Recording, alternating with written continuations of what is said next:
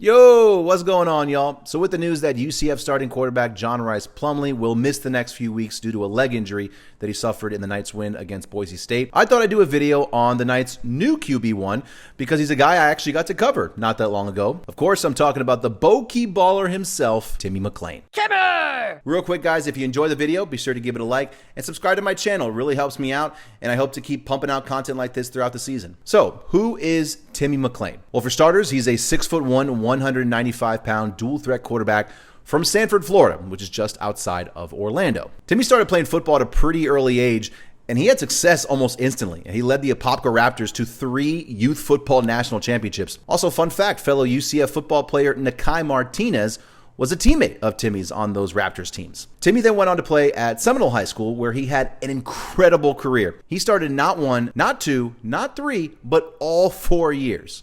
Damn! And as a starter, he went 40-5, including a perfect 12-0 season his senior year, which was capped off with a state championship. He is him.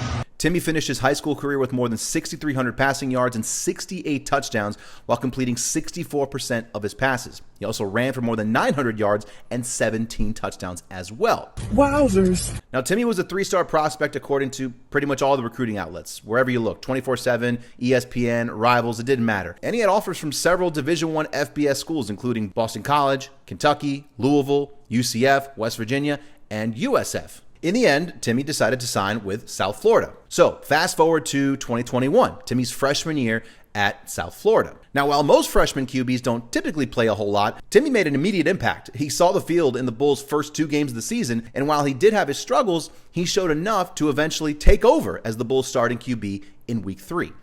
Look at me, sure. Look at me, sure. I'm the captain now. Timmy started 9 games that season, and in my opinion, I thought he showed a lot of promise. Obviously, as a true freshman, not too surprising. He had a lot of ups and a lot of downs. He's a great athlete, not the same caliber of runner as JRP is, but I would say he's more elusive, if that makes sense. Like, when he's in the open field, he's tough to bring down. He's extremely shifty. McClain up the middle with an extra burst. He is in. He's got a rocket for an arm. He just needs to improve his accuracy, specifically on his deep balls. According to PFF, his adjusted completion percentage on deep balls, which is anything that travels 20 yards or more through the air, was just 26%, which is pretty low. That being said, he showed throughout that season that he has the ability to connect on some of those deep passes. He just needs to work on his consistency, like I said earlier. Veering out of bounds, DeMarcus Gregory makes the catch for USF. Are you kidding me? Throw of the day by McClain. Anywho, Timmy finished that year with just over 1,800 yards, completed about 55% of his passes, 5 touchdowns, 7 interceptions. He also ran for about 200 and some odd yards and 4 touchdowns as well.